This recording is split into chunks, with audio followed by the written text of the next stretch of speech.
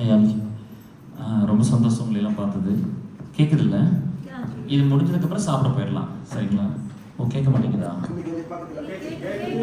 இன்னும் பக்கத்தில் வைக்கணுமா? இப்போ ஓகேவா? எக்கோ இல்லையா? ஓகே, ரெயினும் வரல. ஓகே, ஸோ கொஞ்சம் டைம் ஆயிடுச்சு. பிளான் படி கொஞ்சம் போகல, சாரி. கொஞ்சம் நம்ம இடையில கொஞ்சம் டைம் எடுத்துக்கிட்டோம். என்ன பிளான்னா, இந்த இது அஜெண்டா பார்த்தோம். ஸோ என்னோடய ஸ்பீச் முடிஞ்சாலும் லஞ்ச் போகிற மாதிரி இருந்துச்சு. ஸோ இது முடிஞ்சோடனே போயிடலாம், சரியா?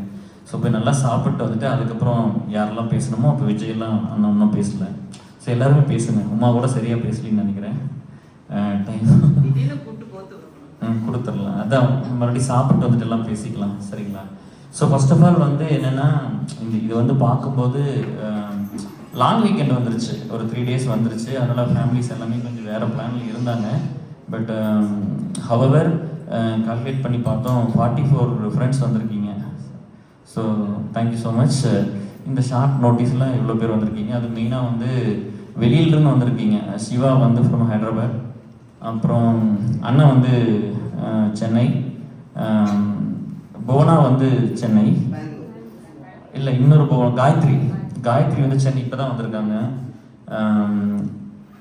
அப்புறம் இவர் நம்ம கஸ்டம்ஸ் ஆஃபீஸ் வேலை செய்கிற அண்ணன் வந்து தூத்துக்குடியிலேருந்து வந்திருக்காங்க, சரியா? எல்லாம் பெரிய விஷயம். நீங்கள் அவ்வளோ தூரம் ட்ராவல் பண்ணி வந்தது. கவிதா தூக்கம் வந்துருக்காங்க. It's okay. அப்புறம் இந்த அரேஞ்ச்மெண்ட்ஸ் எல்லாம் பார்க்கும்போது பிரேம்ஸுக்கு இது ஃபஸ்ட் டைமு, சரியா? பயங்கரமான எஃபர்ட். இது வந்து கோஆர்டினேட் பண்ணி பண்ணுறது அவ்வளோ ஈஸி கிடையாது. வஞ்சி வந்து பேக்கப் பண்ண சொன்னேன். எப்படி இருந்துச்சுன்னா, எப்போவுமே ஒரு டீமாக ஒர்க் பண்ணும்போது கொஞ்சம் அந்த சேலஞ்சஸ் இருக்கும். இந்த எஃபர்ட் வந்து ரொம்ப பெருசு. இது வந்து ரொம்ப ஈஸியாகவும் அவங்களுக்கு இல்லை. காலையில் வந்து பிரபாகர் வந்து கூப்பிட்டாங்க, சாப்பிட்டு போயிடலாம் அப்படின்னு சொன்னோம். அப்படின்னா நம்ம 6 o'clock எங்கள் ஊரில் ஸ்டார்ட் பண்ணிட்டோம். 6:30க்கு காலையில் பிரேக்ஃபாஸ்ட் சாப்பிட்டு கிளம்பலாம் அப்படின்னு பார்க்கும்போது இவங்களாம் இங்கே வந்துட்டாங்க. இவங்களாம் சாப்பிட்ருக்க மாட்டாங்கல்ல. அதனால நான் வந்து எங்கூட வந்தேங்கன்னா வஞ்சிக்கு நல்லா தெரியும் சோறு இல்லாமல் தான் சுற்றணும்னு. எனக்கு சாப்பாடு எப்போவுமே ப்ரையாரிட்டி இருந்ததில்லை யாராவது.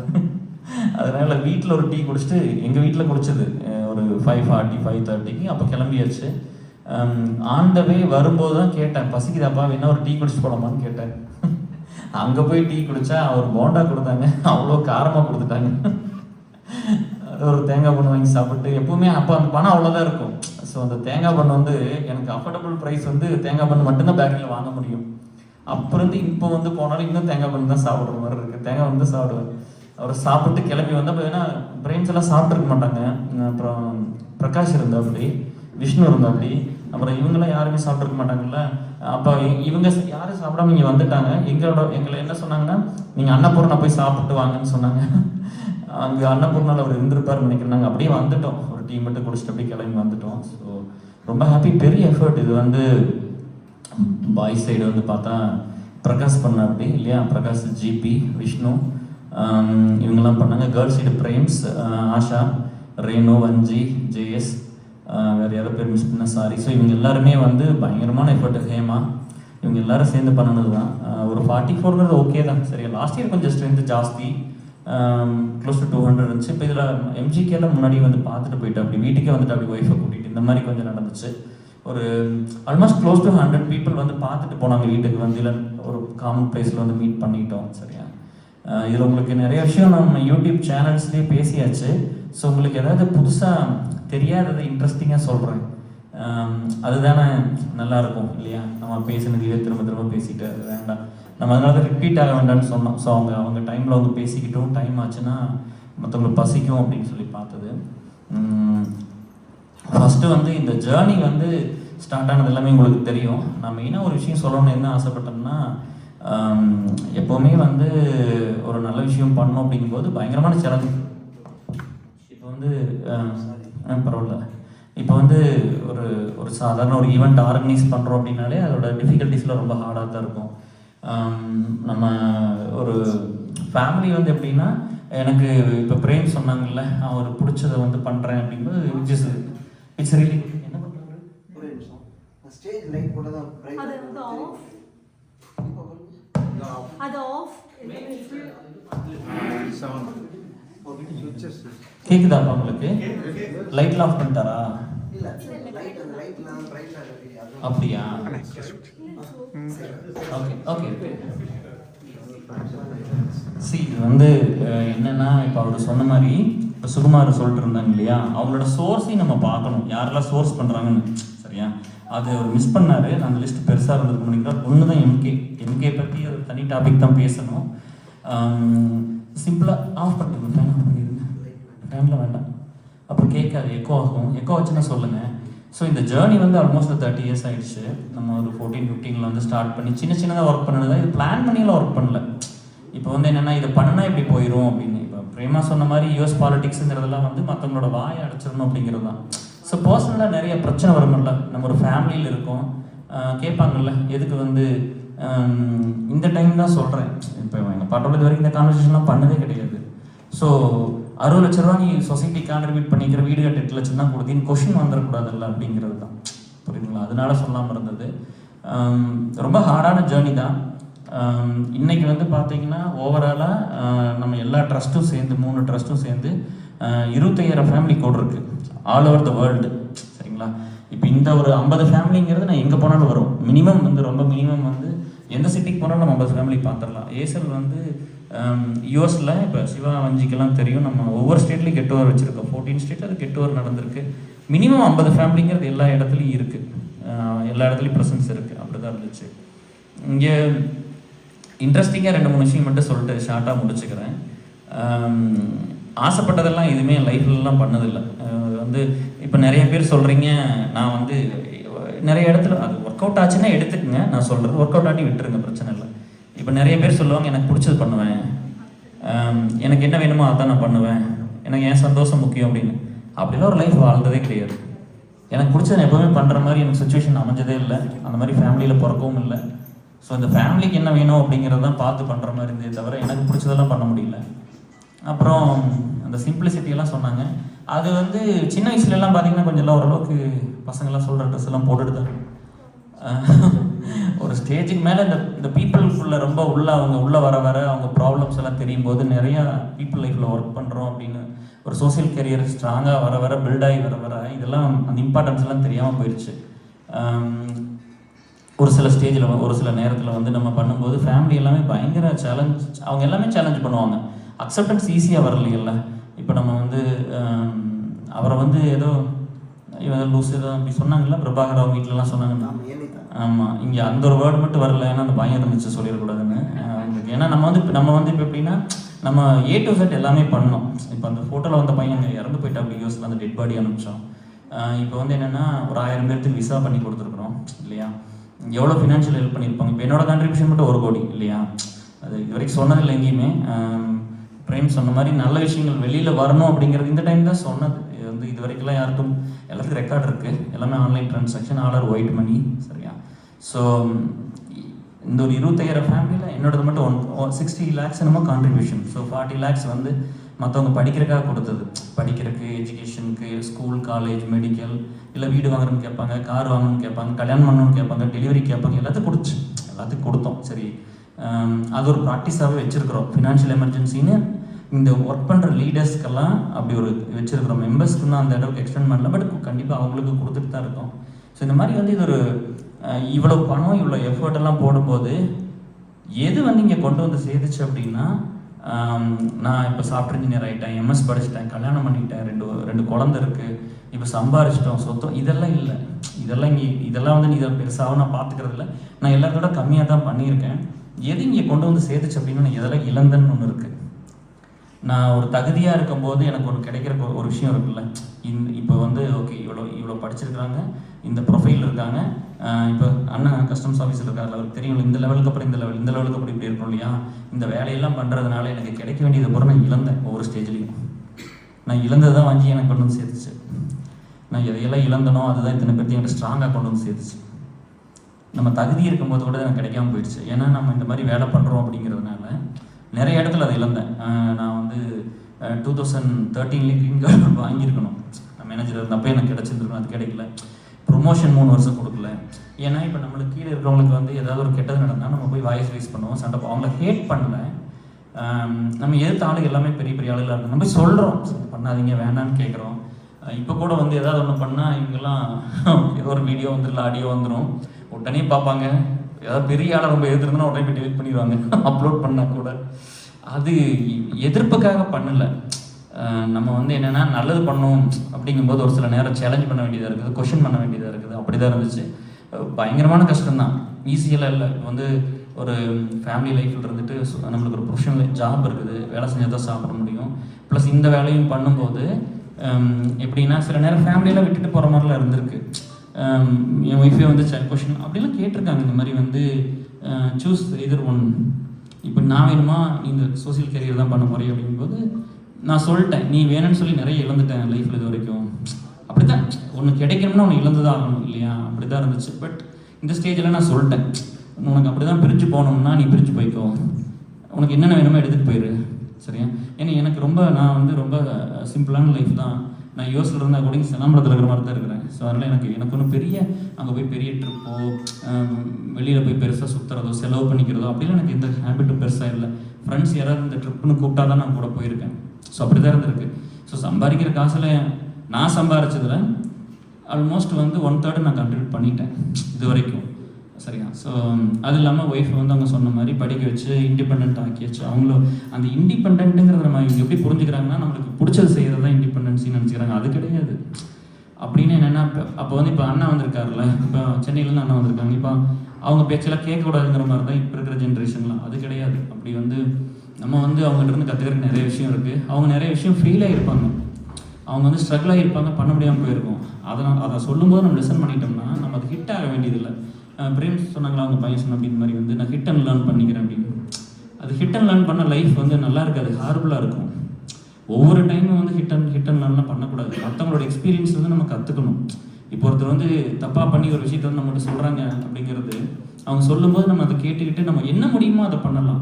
இண்டிபெண்டன்ஸிங்கிறது வேறு, இண்டிபெண்ட்டாக இருக்கிறது வேறு. என்னென்னா படிச்சிருக்கணும், நம்ம சுயமாக சம்பாதிக்கணும், நம்ம யாரையும் டிபெண்ட் பண்ணி இருக்கக்கூடாது. நம்ம ஃபஸ்ட்டு சாப்பாடு இல்லை, சாப்பாடு நம்மளுக்கு போட்டுக்கிட்டு நம்ம சாப்பிட்ற அளவுக்கு சம்பாதிக்கணும். இல்லை நம்ம டிபெண்ட்டாக இருக்கிறவங்க அப்பா அம்மா வயசானவங்களை பார்த்துக்கணும். இதுதான் இண்டிபெண்ட்டை தவிர மனம் போன போக்கில் போய் அதெல்லாம் பண்ணுறதெல்லாம் கிடையாது. ஸோ இது ஒரு 30 வருஷம் உழைப்பு தான். இது வந்து டே பை டே கொஞ்சம் கொஞ்சமாக பண்ணி தான் இத்தனை 3 ட்ரஸ்ட்டு. இப்போ மல்லிகான்னு ஒருத்தர் அவங்களாம் வீட்டுக்கு வந்து பார்த்ததுனால வர முடியல அவங்களால. ஸோ அவங்க வந்து இங்கே புவர் பீப்புளுக்கு வந்து கோயம்புத்தூரில் சாப்பாடு போடுறாங்க. விராடாதேசம் அறக்கட்டளை குமரேசன் சொல்லி வஞ்சியெல்லாம் அவங்களோட ஒர்க் பண்ணுறாங்க க்ளோஸாக. அவங்க தாராவரம் ஏரியா பார்த்துக்கிறாங்க. ஸோ இப்போ தான் சுகுமார் தெரியும், எம்கே மூலமாக தெரியும். எங்களுக்கெல்லாம் ஃபண்டு நாங்கள் தான் ஜென்ரேட் பண்ணிக்கிறோம், எங்களுக்கெல்லாம் யாரும் கொடுக்குறதில்ல.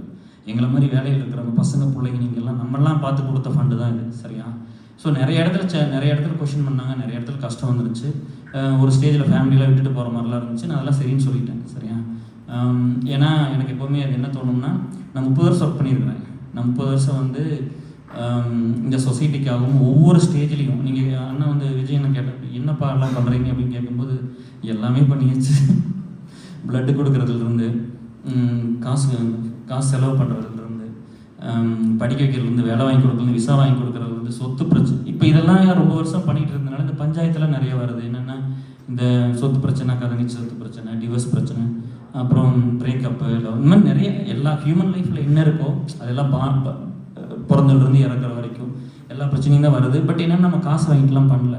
இப்போ நம்ம சம்பாரிச்சதை மட்டும் இதை கொடுத்துடல, அதே மாதிரி இப்போ சம்பாதிக்க வேண்டிய வயசில் வந்து ஒரு இன்னும் பெரிய லெவலுக்கு போய் சம்பாரிச்சிருக்கலாம், பெரிய வேலைக்கெல்லாம் போயிருக்கலாம். அந்த நேரமெல்லாம் இங்கே செலவு பண்ண வேண்டியதாக இருக்குது. அப்போ அது எப்போவுமே மீடியமாக தான் இருக்கும். அது ஒரு சாக்ரிஃபைஸ் நடந்துச்சு இந்த வேலையெல்லாம் பண்ணுறதுக்காக. இன்னொன்று வந்து என்னென்னா இப்போ வந்து ஒரு லெவலுக்கு வளர்கிற வரைக்கும் ரொம்ப ஹார்டு தான். எல்லா இடத்துலையும் வந்து நம்மளை கார்னர் பண்ணிகிட்டே தான் இருப்பாங்க. நான் அதுக்கு தான் எப்போவுமே என்ன சொல்லுவேன்னா, நீங்கள் எல்லோரும் ஒன்றா இருந்தால் தான் இதை பண்ண முடியும். இப்போது நீங்கள் வந்து ஒரு தாராவரம் அலுமினி சொன்னார், எங்களுக்கு சோசியல் மீடியாவில் வந்து 4+2 4.5 6500 ஃபேமிலி சோசியல் மீடியாவில் மட்டும் இருக்குது. ஸோ குரூப்ஸில் 2400 ஃபேமிலி இருக்கும். ஸோ வந்து ஆல்மோஸ்ட் 9000 ஃபேமிலிஸ் அங்கே இருக்குது. பியோட ஸ்ட்ரென்த் வந்து பார்த்தீங்கன்னா அக்ராஸ் த குளோப் தான் இருக்குது. பட் என்னென்னா நம்ம குரூப்லேயே வந்து 2600 700 இருக்கிறோம். வாட்ஸ்அப் குரூப், டெலிகிராம் மட்டும். ஃபேஸ்புக்கில் வந்துங்க 8+5 13,000 இருக்கும். ஸோ ஆல்மோஸ்ட் 15,000 16,000 ஃபேமிலிஸ் பிஓ அலுமினியில் மட்டும் இருக்கிறோம். ஸோ அதனால் வந்து நிறைய பேருக்குனால வர முடியறதில்ல. பட் நாங்கள் வர்றப்பெல்லாம் மீட்டு வச்சிடுறோம். இது கொஞ்சம் ரெகுலராக ஒரு 5 times 10 times வச்சிட்டோம்னா ப்ராக்டிஸ் ஆகிடும். நம்மளுக்கு அடுத்த வர லீடர்ஸ் வந்து அவங்க எடுத்து ரன் பண்ணிக்கிட்டோம் அப்படிங்கிறது தான் அது பிளான், சரிங்களா. ஸோ நீங்கள் நல்லது பண்ணணும்னு நினச்சிங்கன்னா நீங்கள் எல்லாத்தையும் ஃபேஸ் பண்ணணும், சரியா? அப்போ நம்மளோட தேவை எப்படி இது வந்து பாசிபிளாக இருந்துச்சுன்னா, இப்போ வந்து அதுக்கு ஒரு எக்ஸாம்பிள் வந்து பிரேம்ஸ் வந்து வர சொன்னாங்க காலையில். ஒரு நாள் வந்து பேசிட்டு வந்துட்டு போகலாம்லப்பா, நீங்கள் ஒரு டைம் வந்தால் தான் சரியாகும்னு சொன்னாங்க. ஒரு டைம் வந்துட்டு போனால் பிளான் பண்ணிக்கலாம். அது வரைக்கும் இந்த பிளான் இல்லை. மாமனார் வீட்டுக்கு போயிட்டேன், அவர் கூப்பிட்டாங்க வந்து சஞ்சய்ட்டும் கார்த்திகிட்ட கிளம்பி கோயம்புத்தூர் போகணும்னு சொல்லியாச்சு. கார் வந்து பிரேக் டவுன் ஆயிடுச்சு. அப்புறம் அப்படியே பைக்கை பிடிச்சி இங்கே வந்துட்டேன். இங்கே வந்து சேரும்போது அது என்னவா இருந்துச்சுன்னா, இவ்வளோ பெரிய நெயில் கட்டுற என் லைஃப்லேயே பார்த்ததில்ல. அது கொடுத்தாங்க, போய் நெயில் கட் பண்ணுங்க அப்படின்னு சொன்னாங்க. அப்போ நான் சொன்னேன், இல்லை நான் குளிச்சுட்டு போய் பண்ணிக்கிறேன். இல்லை இங்கேயே குளிங்கன்னு சொன்னாங்க. இல்லை நெயில் கட்டுற முன்னையேன்னு சொன்னேன். அதுக்கு தான் பெருசாக கொடுத்துருக்குறாங்க, இதுலேயே பண்ணுங்க அப்படின்னு. அப்புறம் நெயில் கட் பண்ணியாச்சு. அப்போ தான் தெரிஞ்சு இவ்வளோ நகை இருக்குது அப்படின்ட்டு.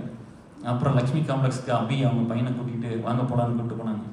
கூப்பிட்டு போயிட்டு உட்காருங்கன்னு சொல்லிட்டு முடி வெட்டன்னு சொன்னாங்க. போதும் பிரேம்ஸ் நல்லா தான் இருக்குது அப்படின்னு சொன்னேன். அதெல்லாம் முடியாதுன்னு சொல்லி அது என் லைஃப்பில் இதெல்லாம் ரொம்ப புதுசு. ஆக்சுவலாக வந்து ஒரு மதர்லி அந்த ஃபீல் தான் எனக்கு இருந்துச்சு. நம்ம அதெல்லாம் எக்ஸ்பீரியன்ஸ் பண்ணதில்லை. பட் உட்கார வச்சு பின்னாடியே நின்று நான் கொஞ்சம் தூங்கிட்டு நினைக்கிறேன்.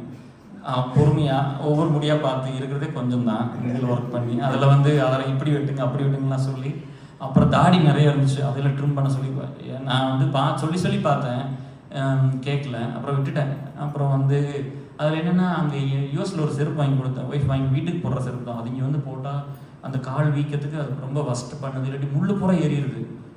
நானும் வஞ்சி ஒரு ஃப்ரெண்டை பார்க்க போயிருந்தேன். போயிட்டு வந்து பார்க்க இவ்வளோ முள்ளு இருக்குது. அப்புறம் சொல்லிகிட்டே தான் இருந்தேன். 20 நாள் 15 நாள் ஆயிடுச்சா. பிரேம்ஸ் மாதிரி அந்த கடைக்கு கூட்டிகிட்டு போய் வாங்கன்னு சொல்லி, இப்போ போட்டிருக்க செருப்பு தோட்டத்துக்குள்ளே போட்டிருக்கிற செருப்பு இதெல்லாம் வாங்கி கொடுத்து தான் அனுப்பிச்சாங்க. ஸோ இந்த செல்ஃப் கேருங்கிறது இல்லாமல் போயிடுச்சு. அது கொஞ்சம் பார்த்துக்கணும் தான். உங்களெல்லாம் பார்க்கும்போது எனக்கு தெரியுது இதெல்லாம் ஒரு ப்ரையாரிட்டியாக இல்லாமல் போயிடுச்சு. வந்து அந்த ஒவ்வொருத்தரோட பிரச்சனைகள் உள்ளே போய் ஒர்க் பண்ணுறோம்ல. இப்போ ஒரு ஃப்ரெண்டு மட்டும் பார்த்தீங்கன்னா, ஒரு பொண்ணு வந்து கையை வெட்டிக்கிச்சு டிப்ரெஷனில். அப்புறம் இன்னொரு ஃப்ரெண்டு வந்து ட்ரெயினில் போய் விழுந்துட்டாரு. இதுக்கு முதல்ல ஒன்று அப்படி நடந்துச்சு.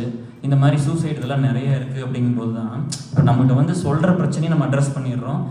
அவர் சொன்ன மாதிரி தான் நிறைய பேர்த்த வந்து இந்த பிரேக்கப்பு இந்த மாதிரி ரொம்ப டிப்ரெஷன் இருக்கும்போதெல்லாம் நம்மகிட்ட பேசி இந்த மாதிரி நிறைய அந்த சூசைடல் தாட்ஸுங்கிறது கொஞ்சம் நேரம் தானே.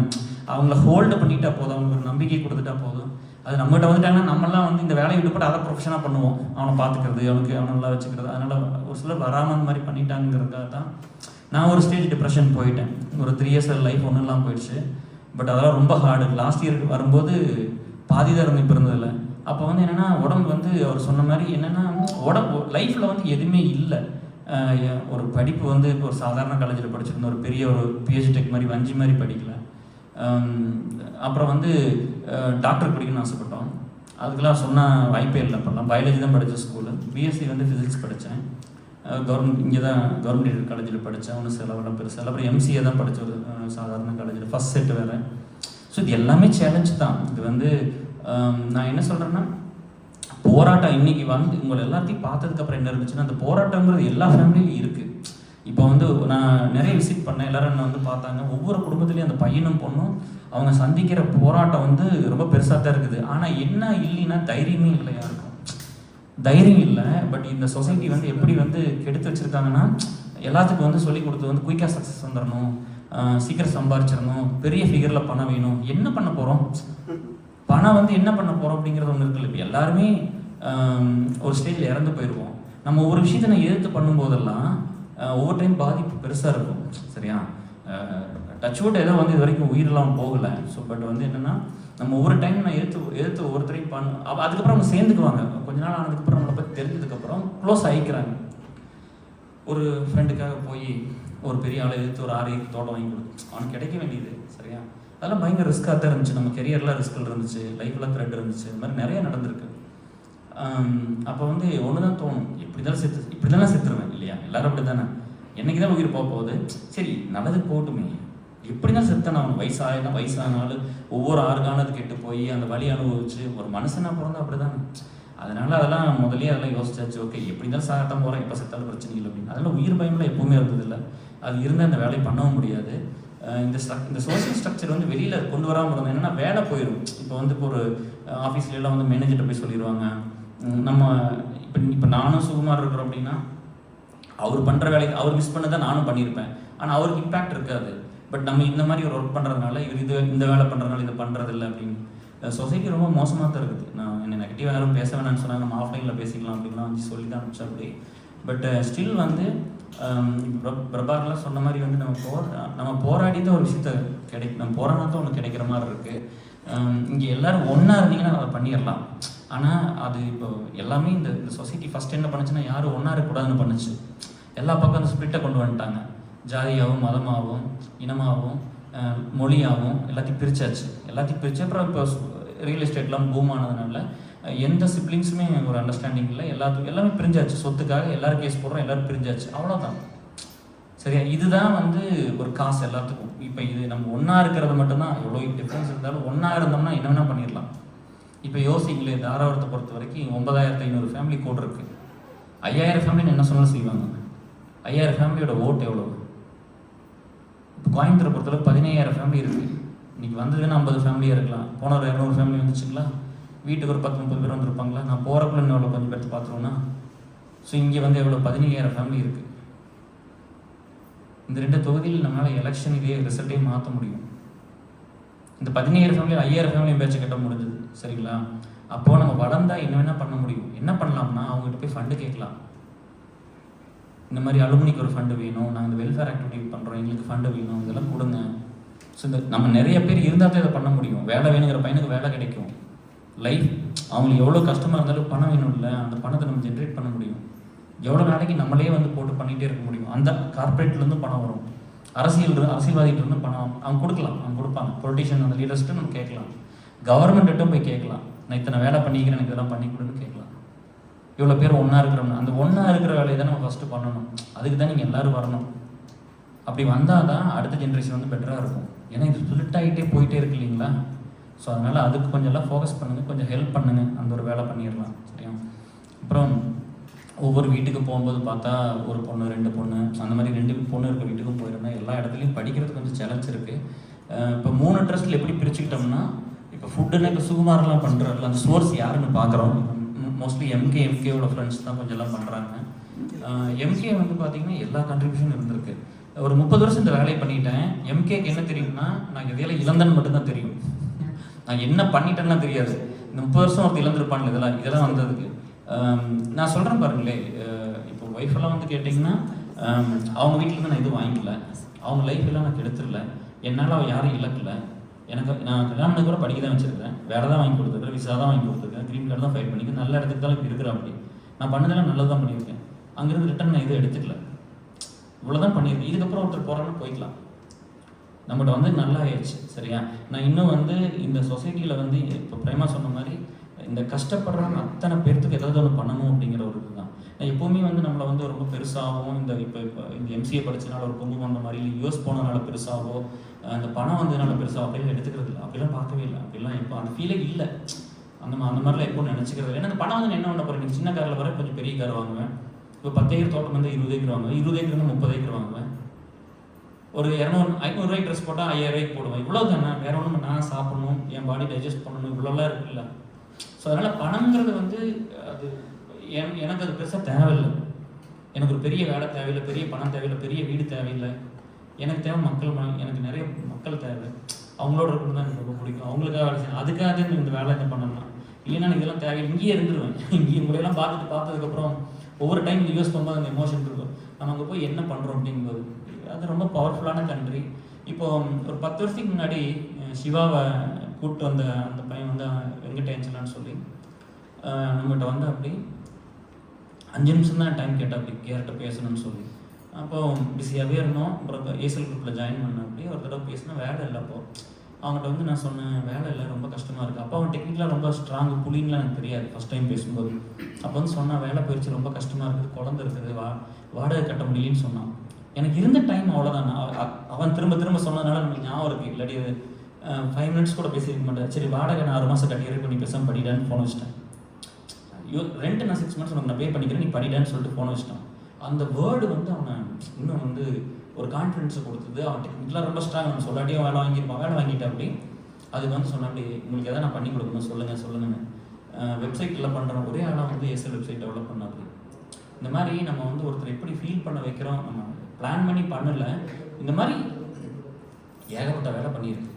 ஒரு மினிமம் வந்து பார்த்தீங்கன்னா ஒரு 1000 பேருக்கு வேலை வாங்கி கொடுத்துருக்கோம். ரொம்ப ரொம்ப குறைஞ்ச பட்சத்தில் சொல்கிறேன், 1000 பேருக்கு வேலை வாங்கி கொடுத்துருப்போம்.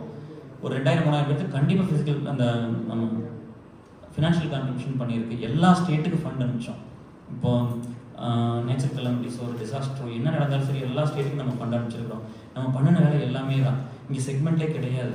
இவன் வந்து ரோட்டில் வந்து பார்த்தா இப்போ ரொம்ப கஷ்டப்படுற லோயர் மிடில் கிளாஸாக இருக்கலாம், இல்லை அப்பர் மிடில் கிளாஸாக இருக்கலாம், இல்லை ரொம்ப புவராக இருக்கலாம், இல்லை ஹை கிளாஸாக இருக்கலாம், எந்த ஃபேமிலியாக இருந்தாலும் எல்லோரும் க்ளோஸாக தான் இருக்காங்க. ஏன்னா நான் அதை பிரிச்சுக்கிறது இல்லை. இப்போ வந்து அவங்க தாத்தாவோ அவங்களுக்கு முன்னாடியே யாரோ ஒருத்தர் சம்பாரிச்சு எப்படி வாங்கினா சொத்து இருக்குது, ஒருத்தருக்கு எல்லாத்துக்கும் இருக்குது. ஆனால் அதை வந்து நம்ம பார்த்து இப்போ கௌசல்யா ஒரு ஃபேமிலியில் இருக்காங்க, ஒரு பெரிய ஃபேமிலியில் இருக்காங்க. இப்போ சஞ்சய் வந்து சின்ன ஃபேமிலியிலேருந்து வந்தால் கூட நான் அந்த டிஃப்ரென்ஸ்லாம் க்ரியேட் பண்ணிக்கிறது இல்லை. இவங்களுக்கு ஒரு ப்ராப்ளம் இருக்குது, அவங்களுக்கு ஒரு ப்ராப்ளம் இருக்குது. 2 பேர் வரதுனால அந்த 2 ப்ராப்ளத்தையும் ஈக்குவலாக தான் அட்ரஸ் பண்ணி தான் ஒர்க் பண்ணோம். அதனால் அந்த 2 பேருமே கூட ஸ்ட்ராங்காக இருந்தாங்க. அந்த டிஃப்ரென்ஸே இல்லாமல் தான் இருந்துச்சு. நம்ம அலுமினி பொறுத்தளவுக்கு அப்படி தான் இருந்திருக்கு. சரி, அந்த டிஃப்ரென்ஸ் எல்லாம் அந்த இப்போ வந்து நம்ம இவங்களுக்கு தான் பண்ணோம், அவங்க அப்படிலாம் நான் பண்ணல. இப்போ இவங்க வந்து பணம் இல்லாதவங்க வந்து படிக்கிற பணம் கேட்பாங்க, இல்லை மெடிக்கல் பணம் கேட்பாங்க. பணம் இருக்கிறது வேறு பிரச்சனை இருக்குது. ஸோ அவங்க பிரச்சனையும் ரொம்ப கஷ்டமானது தான். அப்போ அதை சொல்லணும், அதை ஒர்க் பண்ண ஆரம்பித்தோம். இப்படி ஒர்க் பண்ணி அந்த ப்ராப்ளம் எல்லாம் வந்து அது எப்படின்னா காசு வாங்கிட்டு பண்ணாதனால அது வேல்யூ பெருசாக இல்லை. ஸோ இது கான்ட்ரிபியூஷன், நம்ம சம்பாரிச்ச கான்ட்ரிபியூஷன் மட்டும் இல்லாமல் இமிக்ரேஷன்லாம் நிறைய பண்ணணும், நிறைய ஹெல்ப் பண்ணோம். ஒரு 30 எம்ப்ளாயர் கையில் இருந்தாங்க, இப்போ ஒரு 16-17 இருக்கும். இப்போ அவ்வளோ பேர் கூட இருக்காங்க. எவ்ரி இயர் ஒரு 100 பேருக்கு விசா பண்ண முடியும் யூஎஸ்க்கு. ஸோ இதெல்லாம் நம்ம பண்ணுறோம். இதெல்லாம் பண்ணிக்கிட்டே வரும்போது அதில் மட்டும் 2 கோடி ரூபா பணம் வந்துருச்சு. அந்த 2 கோடி ரூபா வந்து நம்ம பசங்க கொடுத்துருக்கணும். அந்த பசங்களோ பிள்ளைகள் நம்ம ஒர்க் பண்ணி கொடுத்துருக்கணும். உழைச்சி சம்பாரிச்சு தான் கொடுக்கலாம். பட் என்னென்னா எல்லோரும் வாங்கிட்டு தான் இருக்காங்க. இந்த வேலை செய்கிறவங்கலாம் 1 ரூபா கூட வாங்கிக்கல. அதை வாங்கி ட்ரஸ்ட்லேயே அது போட சொன்னாங்க. ட்ரஸ்ட்லேயும் வாங்கல. இப்போ வந்து யாருக்காவது வந்து விசா பண்ணுறப்போ கவிதாவுக்கு பண்ணுறோம்னா நம்மளுக்கு வந்து ஒரு 2 லட்ச ரூபா கொடுப்பாங்க. இல்லை இவங்க 1 லட்சம் கொடுக்கணும், எம்ப்ளாயர் 1 லட்சம் கொடுப்பாங்க. நான் 2 பேரும் சம்பாதிக்கிறாங்க அதை வச்சு. அவங்க வாங்கலை, விட்டுட்டேன். அப்போ எல்லோரும் சொன்னாங்க வாங்கி ட்ரஸ்ட்லேயே வச்சுருக்கலாம்ல அப்படின்னு. நம்ம பணம் தானே, யார்கிட்ட இருந்தேன்னா பணம் தானே, அவங்ககிட்ட இருந்தானே, நம்மகிட்ட இருந்தானே, என்னைக்கு வேணால் வாங்கிக்கலாம், ஒன்றும் பிரச்சனை இல்லைங்க. இப்படிலாம் சொல்லிட்டு இருக்கும்போது எம்கே வந்து ஒரு 1 ஏக்கர் கான்ட்ரிபியூட் பண்ணார். ஸோ 30 வருஷம் ஆகிடுச்சு. நம்ம ஸ்ட்ரென்த்து பெருசாக இருந்து நம்ம பண்ணுற வேலை நேர்மையாக இருந்துச்சுன்னா இப்போ இந்த மாதிரி இன்னும் கொஞ்சம் இப்போ தானே ஃபஸ்ட் டைம் இது ஏன் கிடைச்சதுன்னா நம்ம வெளியே கொண்டு போகிறதுனால. இங்கே என்ன சொல்லிடுறாங்கன்னா ஏதாவது இந்த கெட்டதை பண்ணுறதுக்கு நம்ம நம்மளே சொல்ல மாட்டோம், செய்கிறத சொல்கிறது இல்லை. ஏன்னா எங்களுக்கு பிரச்சனை வந்துடும் ஃபேமிலியில். தெரியாமல் தான் பண்ணுறோம். நல்லது பண்ணுறதுக்கு திருத்தனமாக பண்ணுவான் ஆள் நான். அங்கேருந்து வந்து பார்த்தீங்கன்னா முதல்ல யூஸ் போன காலத்தில் காலிங் கார்டு இருக்கும், வாட்ஸ்அப்லாம் கிடையாது. அது ஒரு நிமிஷத்துக்கு எவ்வளோ காசு செலவாகும். ஒரு மாதத்துக்கு வந்து $200 மினிமம் எடுத்து வச்சுக்கோங்க ஏர்செல் இஷ்யூலாம் பேசுகிறதுக்கு. பிரச்சனையாக யாருக்கு நீ ஃபோன் பண்ண, நம்ம ஃபோனில் செக் பண்ணுறது தானே. பிரச்சனையாக இவ்வளோ காசு செலவு பண்ணுறோம் அப்படின்னு நல்லதே திருத்தனமாக தான் பண்ணிகிட்டு இருக்கோம். வெளியெல்லாம் பெருசாக நீங்கள் சொன்னீங்கன்னா உங்களுக்கு பிரச்சனை ஆயிடும். ஃபேமிலியெல்லாம் இவங்க இவ்வளோ சொத்து வாங்கிட்டாங்க, அவங்க இவ்வளோ சொத்து வாங்கிட்டாங்க. நான் வந்து இப்போ ஒரு பொண்ணுக்கு வந்து படிக்கும்போது லோனுக்கெல்லாம் ஹெல்ப் பண்ணேன், கொஞ்சம் பணம்லாம் கொடுத்தேன், அது வெளியே சொல்லிக்கவே இல்லை. சரி, அந்த பொண்ணு வந்து என்ன நினச்சேன்னா, சரி படித்து முடிச்சுட்டு வந்து பெரிய வேலைக்கு போனதுக்கப்புறம் நம்மளுக்கு ஹெல்ப் பண்ணுவாங்க, நம்மளுக்குன்னா நம்ம ட்ரஸ்ட் இதுக்கெல்லாம் ஹெல்ப் பண்ணால் மற்ற பொண்ணுங்களுக்கு அது கிடைக்கும், அந்த எக்ஸ்போசராக கிடைக்குன்னு பார்த்தா இந்த மாதிரி இந்த பேட் எக்ஸ்பீரியன்ஸ் நிறைய நான் ஃபேஸ் பண்ணியிருக்கேன். அவங்க அப்பா அந்த வந்து வந்தோடனே அவங்க அம்மா வந்து சொல்லுது, கேரளாம் பாரு எவ்வளோ சொத்து வச்சுருக்காருன்னு, எவ்வளோ சம்பாரிச்சு, பட் வயசு என்ன, எத்தனை வருஷம் ஒர்க் பண்ணியிருக்கோம், நீ ஸ்டார்ட் பண்ணும்போது எதை சொல்லி அனுப்புகிறீங்க, அது இருக்குல்ல. அந்த பொண்ணு டோட்டலாக மாறிடுச்சு. ஸோ இந்த மாதிரி நம்ம ஒர்க் பண்ணவங்களாம் திரும்பி பார்த்துருந்தாங்கன்னா நம்ம இருக்க வேண்டிய இடம் வேறையாக தான் இருந்திருக்கும். அந்த நன்றிங்கிறத நிறைய பேர்த்துக்கு இல்லை. Sorry to say that. அது நீங்கள் நிறைய பேர் ஹெல்ப் பண்ணியிருக்கீங்க, உங்களுக்கு நிறைய பேருக்கு என்ன எக்ஸ்பீரியன்ஸ் நடந்ததுன்னு உங்களுக்கு தெரியும். பட் அதெல்லாம் விட்டுட்டு நம்ம திரும்ப நம்ம எதில் ஒன்றில் உறுதியாக இருக்கமோ அதை விடாமல் பண்ணணும். எனக்கு வந்து மக்கள்லாம் ரொம்ப பிடிக்கும். நான் அவங்களோட இருக்கிறதா ரொம்ப ஆசைப்பட்டு ரொம்ப எனக்கு ஒரு பையன் இப்படி எவ்வளோ ஸ்ட்ராங்காக க்ளோஸாக இருந்தாங்க, பொண்ணுல அப்படி தான் இருந்திருக்காங்க. எனக்கு அதை பிரித்து பார்த்து அப்படிலாம் தெரிஞ்சதில்லை. நம்ம எதை உண்மையாக நேசிக்கிறோமோ அது நமக்கு கிடைக்கும்ல. ஸோ அப்படி தான் இந்த லெவலுக்கு வந்திருக்குது. கான்ட்ரிபியூஷன் தான் நம்ம நிறைய பண்ணிங்க, எல்லாருமே நிறைய பண்ணிட்டீங்க. அது பிரேமெல்லாம் 2 பிரேமாமே வந்து எல்லா ஈவெண்ட்லேயும் அவங்க கான்ட்ரிபியூட் பண்ணுவாங்க. எது நடந்தாலும் கான்ட்ரிபியூஷன் இருக்கும். அந்த மாதிரி ஸோ சேலஞ்சஸ் வந்து உங்களுக்கு பர்சனலாக இருக்கும், அதை மட்டும் ஹேண்டில் பண்ணிக்கங்க. ரொம்ப வெளியே சொல்ல வேண்டாம், ப்ராப்ளம் ஆகும்னா. ஸோ என்ன முடியுமோ அது நீங்கள் எங்களுக்கெல்லாம் கான்ட்ரிபியூட் பண்ணுங்கள். எல்லாம் ஒன்றா சேர்ந்து தான் பண்ண முடியும், தனியெல்லாம் இருந்தாலும் பெருசாக பண்ண முடியாது. அதனால் எல்லாம் ஒன்றா இருந்து பண்ணுவோம். அடுத்த ஜென்ரேஷனுக்கு ஏதோ ஒரு பெட்டரான ஒரு லைஃப் ஏற்படுத்தும், ரெடி பண்ணி கொடுப்போம். ஒன்றா இருந்தால் என்ன ஆகும்னா, இப்போ வந்து இது மட்டும் சொல்கிறேன், ஒரு ஃப்ரெண்டு வந்து பார்க்க வந்திருந்தார், ரொம்ப முக்கியமான ஃப்ரெண்டு. நான் அவரை பார்க்குறக்கு ஒரு இடத்துக்கு போயிருந்தேன், ட்ராவல் பண்ணி தான் போனேன். நம்ம ட்ரஸ்ட்டுக்குலாம் ரொம்ப முக்கியமான ஃப்ரெண்டு. ஒரு கம்பெனியில் வந்து ஒரு 15 வருஷம் ஒர்க் பண்ணிட்டு இருந்தார். ஒரு சர்ஜரி நடந்திருக்கு. ஒரு 2 months அவரால் ஒர்க் பண்ண முடியல. அப்புறம் நார்மலாக operation on and half work பண்ணியிருக்காங்க. 2 months தான். அதுக்கப்புறம் வந்து பார்த்தா 10 days பெஞ்சில் அவர் அனுப்பிச்சு ஃபயர் பண்ணிட்டாங்க. 10 நாள் தான். அப்புறம் எனக்கு சொன்னார், எனக்கு ரத்தமெல்லாம் கொதிக்கும், உங்களுக்கு தெரியும் என்ன அவங்க சொன்னாங்க. நான் சொன்னேன் எந்த கம்பெனி, அது எனக்கெல்லாம் டீட்டெயில் வாங்கிட்டு எவன் பண்ணான், எந்த மேனேஜர், அவன் பேர் என்னன்னு கேட்டேன். அப்புறம் ஏன்னா இங்கே எல்லாருமே ரிட்டையர்ட் ஆகிடுவோம். ஒரு 15 வருஷம் வேலை செஞ்சு ஒரு ஹார்ட் சர்ஜரியை ஃபேஸ் பண்ணால் கூட வந்து ஒரு மனிதன், அதாவது ஒருத்தர் வந்து மோட்டிவேஷனாக பேசி, ஒரு மேனேஜர் வந்து மோட்டிவேஷனாக பேசினா எல்லாருக்கும் வேலை செஞ்சு அவுட்புட் கொடுத்துடணும். சரியா? அவங்க கார்பரேட் அப்படி தானே பண்ணுது. ஆனால் வந்து ஒரு நல்லதை பண்ணி அதில் ஒரு விஷயம் பெருசாக ஒரு நம்ம நல்லது பண்ணிக்கிட்டே இருந்தோம்னா நம்மளுக்கு கிடைக்கிற அவுட்புட் பெருசாக இருக்கிறது நம்புறதில்லை. ஒரு ஃபேக்காக ஏதாவது பேசி அப்படி தானே பண்ணுறாங்க. இப்போ இவரெல்லாம் ஃபயர் பண்ணக்கூடாதுல்ல. 15 வருஷம் அவர் வேலை செஞ்சுருக்காருல்ல. அப்போது என்ன லாயல்ட்டி இருக்குங்க? அப்போ அவர் ஆனால் வந்து அந்த கிளைண்ட் வந்து கூப்பிட்டு ஃபுல் டைம் கொடுத்துட்டாங்க இந்த விஷயம் தெரிஞ்சுக்கிட்டு. அப்போ வேலையை விட்டு தூக்கின மேனேஜர் கூப்பிட்டு கிளைண்ட்டு இதை சொல்லிடாதீன்னு சொன்ன அப்படின்னா இப்போ இந்த மாதிரி வந்து இவங்களாம் பேசுறதுக்கு பயப்படுறது, நிறைய பிரச்சனை இந்த மாதிரிலாம் இருக்குது. இதெல்லாம் யார் அட்ரஸ் பண்ணுறது அப்படின்னு இருந்துச்சு. அப்புறம் ஒரு தடவை கலிஃபோர்னியா கிட்ட போகும்போது இந்த மாதிரி ஒரு வீடியோ தான் எல்லாம் போட்டு காமிச்சாங்க. அப்போ வந்து கான்ட்ரிபியூஷன் லிஸ்ட் வந்துருச்சு. இப்போ ரொம்ப கம்மியாக தான், உங்களுக்கு எதுவுமே தெரிஞ்சிருக்காது எவ்வளோ பண்ணணும்னு. பட் டீட்டெயிலாக ஒரு லிஸ்ட் இருக்குது, இந்த டிரான்சாக்ஷனோட எல்லாமே இருக்குது. அதெல்லாம் பார்த்ததுக்கப்புறம் இப்படி எல்லாம் பண்ணுறது, குடும்பத்தை எப்படி பார்க்குறது, குழந்தைகள் எப்படி பார்க்குறது, இதெல்லாம் பண்ணால் உங்களுக்கு எது கொடுக்கும், இப்படிலாம் ஒரு கான்வர்சேஷன் வரும்ல. அப்போ தான் வந்து வெங்கடாச்சலில் தான் ஃபஸ்ட் டைம் சொன்னால் அப்படி இல்லை நாங்கள் வந்து ஏசல்லேருந்து நெக்ஸ்ட் வந்து கேஆர் வந்து யூஎஸ் பாலிடிக்ஸ் அனுப்புகிறோம் அப்படின்னு. அது சும்மா காமெடிக்கு சொன்னது, மற்றவங்க வாயெல்லாம் அடைக்கணும்னு. பட் 30 வருஷமாக ஒரு சோசியல் கேரியரில் ஒர்க் பண்ணியாச்சு, நிறைய பண்ணிட்டோம். இப்போ வந்து போர் பீப்புள் ஃபுட் ஆகட்டும், இப்போ கோவிடில் வந்து நம்ம ஜிஹெச்சுக்கு வந்து ரூம் கட்டி கொடுத்தோம், கவர்மெண்ட் ஜிஹெச்சுக்கெலாம் மருந்து வைக்கிறதுக்கு. ஸோ இந்த மாதிரி நிறைய ஆக்டிவிட்டீஸ் பண்ணியிருக்கு. அது லிஸ்ட் பண்ண முடியாது, அவ்வளோ பண்ணியிருக்கு. அப்போ அப்படி வந்தது தான் அது. இது வந்து உடனே வந்து இவங்க என்ன சொல்லுவாங்கன்னா, இந்த வேலையெல்லாம் பண்ணுறதுனால இவர் அரசியல் போகிறக்காக தான் இந்த வேலையெல்லாம் பண்ணுறாரு. எந்த அரசியல்வாதி 30 வருஷம்லாம் சோசியல் ஒர்க்லாம் பண்ணி சோசியல் கரியர்லாம் இப்படிலாம் பில்டு பண்ணி இத்தனை பீப்புளை கூட வச்சாலும் அரசியலுக்கு போகல. அரசியலுக்கு போகிறோம், பணம் இருக்கிறோம், பணம் சம்பாதிக்கிறோம், இவ்வளோதான். நல்லவங்க எவ்வளோ பேர் இருக்காங்கன்னு எனக்கு தெரியல. பட் அதெல்லாம் அதுக்கு ஒரு டைம் வந்துடும். ஒரு எது எக்ஸ்ட்ரீம் போனாலும் அது முடிஞ்சு போயிடும்ல. அவ்வளோ நேச்சரை டெவலப் பண்ணதில்லை. நேச்சர் முன்னாடி நம்மளாம் ரொம்ப சின்னது தான். அதனால் அது நம்ம நம்புற விஷயம் வந்து காப்பாற்றும். இன்னொன்று வந்து என்னென்னா, இவ்வளோ வருஷம் ஒர்க் பண்ணி ஒரு கிரெடிபிலிட்டி வந்துருச்சு. இப்போ நம்ம சொன்னால், என் பேரை சொன்னால் நீங்கள் அமெரிக்கா வந்துடலாம். இப்போ அந்த லெவல் வந்துருச்சு. அது வந்து 10 வருஷம் இருக்கும். இப்போ என்னென்னா, அந்த பணத்துக்காக போய் இல்லாத இருக்கிறது தான். அப்போ எல்லாருமே நல்லவங்க தான். அவங்களுக்கு வந்து நம்ம நல்லவங்களாக இருக்கிறோன்னு தெரிஞ்சதுனாலே நம்ம மேலே அவங்களுக்கு ஒரு சாஃப்ட் கார்னர் வந்துடும். இப்போ எம்ப்ளாயர்லாம் வந்து காசு வாங்கிட்டு ஏதோ ஒன்று பண்ணால் கூட நான் கூப்பிட்டு சொன்னால் அதை பண்ண மாட்டாங்க. ஒரு பையனுக்கு வேலை இல்லாமல் அவன் இந்தியா ஃப்ளைட் டிக்கெட் புக் பண்ணி அனுப்புறேன்னு சொன்னால் நான் ஹெச்ஆர் நான் பேசணும் பண்ண மாட்டாங்க. இப்போ அங்கேலாம் நல்லா ரெகனைசேஷன் வந்துருச்சு, எல்லாத்துக்கும் தெரியுது நம்ம என்ன வேலை செய்கிறோம்னு. பட் இங்கே இந்தியன் சொசைட்டியில் இங்கே தான் வேலை பார்த்துருக்குறோம். பட் இன்னும் கொஞ்சம் டைம் ஆகும். பட் நீங்கள்லாம் அதை கரெக்டாக எடுத்துக்கொண்டு சேர்த்துங்க. எல்லா இடத்துலையும் வந்து அந்த போட்டி, பொறாமை அதெல்லாம் தான் நிறைய இருக்குது. இப்போ எப்படின்னா, இப்போ ஒரு அன்றைக்கி நீங்கள் பார்த்துருப்பீங்க, ஒரு எக்ஸாம்பிளுக்கு சொல்கிறேன். ஒரு சின்ன விஷயமெல்லாம் அந்த குரூப்பில் வர்றது. எங்கூட இருந்து அத்தனை பேர் வளர்ந்தாங்க, அதனால இந்த இடத்துக்கு வந்துட்டேன். எங்கூட இருந்து ஒவ்வொரு பையனும் பொண்ணும் யாரெல்லாம் எங்கூட ஒர்க் பண்ணாங்களோ அத்தனை பேர் வளர்ந்தாங்க. எல்லோரும் பெரிய லெவலுக்கு போனாங்க. நான் எந்த லெவலில் இருந்தோ அங்கேயே தான் இருந்தேன். என்னோட எல்லாம் பல மடங்கு இப்போ என்னோட 2 times 3 times எல்லாம் சேலரிக்கு போகிறவங்க எத்தனையோ பேர் இருக்காங்க. ஸோ இது வந்து நிறைய பேருக்கு புரியறதே இல்லை. அப்புறம் வந்து நம்ம இப்படியே இருக்கிறதுனால என்ன பண்ணுவாங்கன்னா, அவங்க ஒரு சக்ஸஸ் வர வரைக்கும் எல்லாமே ஓகேவாக இருக்கும். சக்ஸஸ் வந்ததுக்கப்புறம் நம்ம எவ்வளோ பேருக்கு ஒர்க் பண்ணுறோமோ அதில் 10% தான் நம்மளோட இருக்காங்க. ஸோ அது அதிகமாக வரும். நீங்களாம் ஷேர் பண்ணும்போது, நல்ல விஷயத்தை வெளியே சொல்லும்போதும், குட் பீப்புள் எல்லாமே வந்து அவங்க எல்லா மனசுலேயும் அந்த நல்லது இருக்கும்.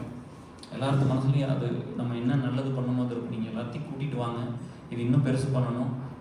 லாஸ்ட் வீக்கில் சொன்னதே தான், அதை விட இப்போ நல்லா இருக்குது. நம்ம பியூ அலுமினியம் ரொம்ப ஸ்ட்ராங்காக இருக்குது. இன்னொன்று வந்து என்னென்னா, அந்த பிரிவினை தான் வேணான்னு சொல்கிறேன். இப்போது ஆந்திராவிலேருந்து வந்திருக்கு அப்படி அந்த ஃபீல் இல்லாட்டி வருவானா. அங்கேருந்து இன்றைக்கி ஆனிவர்சரி வேறு, எல்லாம் ஒய்ஃபோட குழந்தையோடு இருக்கிறத விட்டு போட்டு கேரை பார்க்கணும் ஒருத்தர் வர்றதெல்லாம் அதான் சொல்கிறேன். அது வந்து நம்ம வந்து பிரிக்க வேண்டாம் அப்படிங்கிறது தான். இப்போ யூனிவர்சிட்டி அலுமினிங்கும் போது என்னாச்சு அப்படின்னா, அவங்களுக்கு ஃபஸ்ட்டு கொஸ்டின் வந்து நாங்கள் ரெகுலரில் படித்தவங்க தான் எடுப்போம் அப்படிங்கிற இருந்துச்சு. அப்படின்னா நான் சொன்னேன் அப்படின்னா, கரஸ்ட் டிஸ்டன்ஸ் எல்லாம் கட் பண்ணி தூக்கி போட்டுருங்க, அதை வச்சு சம்பாதிக்காதீங்க. அலுமினிங்கிறது அங்கே அதோட அசோசியேட் ஆனாலே அலுமினி தான். நம்ம டிஃபைன் பண்ணிக்கிறது தானே, சட்டமே நம்ம பார்த்து எழுதுனது தானே. நம்மளுக்கு யாருக்கு இன்ஃப்ளூயன்ஸ் இருக்குதோ அவள் எழுதுனது தானே சட்டம் பண்ணலாம். நான் அந்த இடத்துக்கு வந்தேன்னா இதெல்லாம் தப்பாக இருக்கலாம், நான் மாற்றிடுவேன். நீங்கள் வந்தாலும் மாற்றிடுவீங்க, யார் வந்தாலும் மாற்றவும் இல்லை. நம்ம மனசுக்கு தப்புன்னு தோணுச்சுன்னா மாற்றிடுவோம் இல்லை. அந்த அந்த மாதிரி இப்போ நம்ம டிசைட் பண்ணுற ரூல் தான். ஒரு ஹியூமனிட்டி கிரவுண்ட் இருக்கணும்ல. ஒரு மலையாளம் அதை பார்த்து தான் பண்ணணும். என்னென்னா நிறைய பேருக்கு காலேஜ் போகிற வாய்ப்பு கிடச்சிருக்கு, அதுக்காக டிஸ்டன்ஸில் படிச்சிருப்பாங்க. இப்போ வஞ்சி வந்து பேசிடெக்கில் படித்தது. எனக்கு Palanisankar Ramalingam, sorry to name him, பழனிசங்கர் ராமலிங்கம்னு ஒரு ஃப்ரெண்டு வந்து காலேஜே போனதில்லை. நான் வஞ்சி எப்படி பார்த்தோம், வஞ்சி ஒரு இன்ஸ்பிரேஷன். வஞ்சி எப்படி வந்து பார்த்தோம், டெக்கில் சும்மா போயிட முடியாதுல்ல. அந்த காலத்தில் போய் படிக்கிறதுல ரொம்ப கஷ்டம். இன்றைக்கி தான் ஒரு நம்ம இன்னொரு பையன் படித்து முடிச்சு வேலைக்கு போயிட்டான், நல்லா சதவிக்கு போயிட்டான்.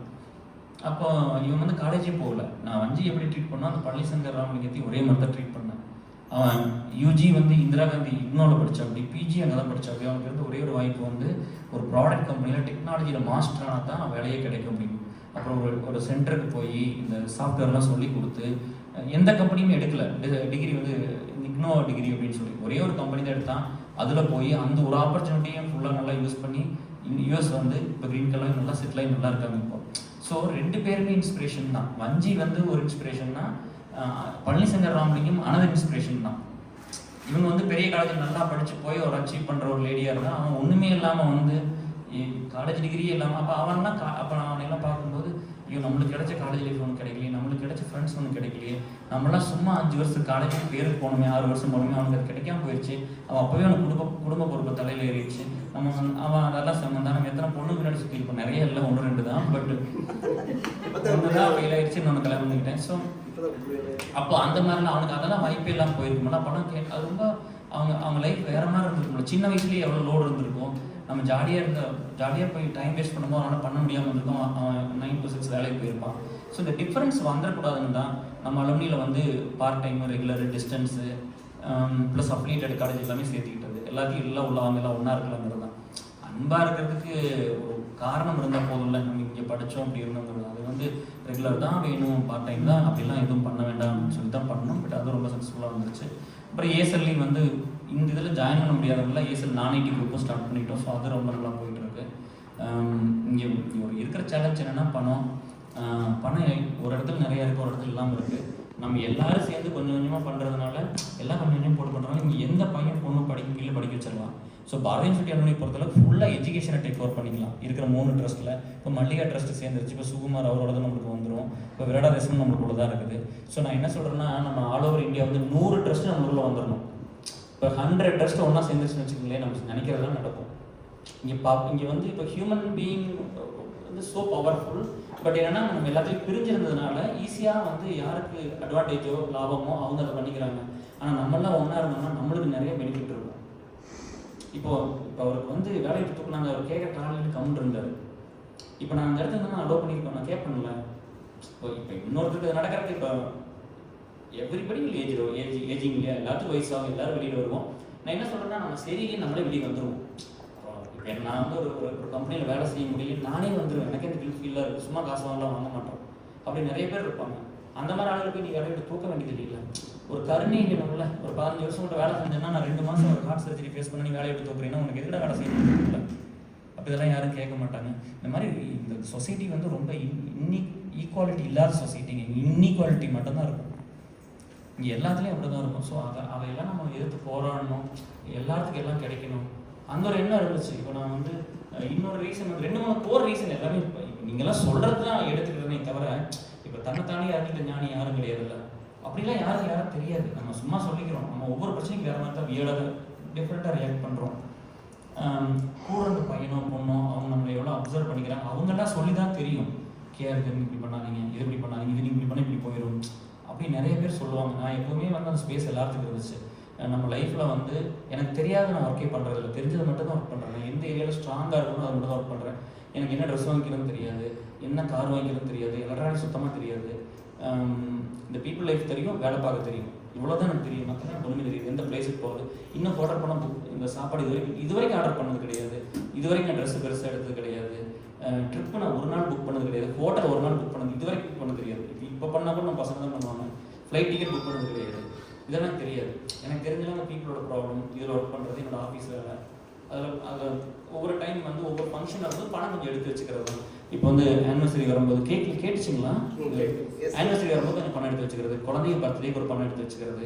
இப்போது நான் எதுக்கு சொல்கிறேன்னா, இது கடைசியாக சொல்ல வேண்டியதுன்னா, இந்த உலகத்தில் நான் நம்புற விஷயத்தை நான் உங்களுக்கு சொல்கிறேன். நீங்கள் இது வரைக்கும் நான் எந்த கடவுளையும் சார்ந்து உங்களை இன்ஃப்ளூயன்ஸ் எல்லாம் பண்ண உங்களுக்கு பிடிச்சதெல்லாம் நீங்கள் பண்ணுங்க. பட் என்னன்னா நான் ஒரு டிப்ரெஷன் ஸ்டேஜுக்கு போனேன் சரியா.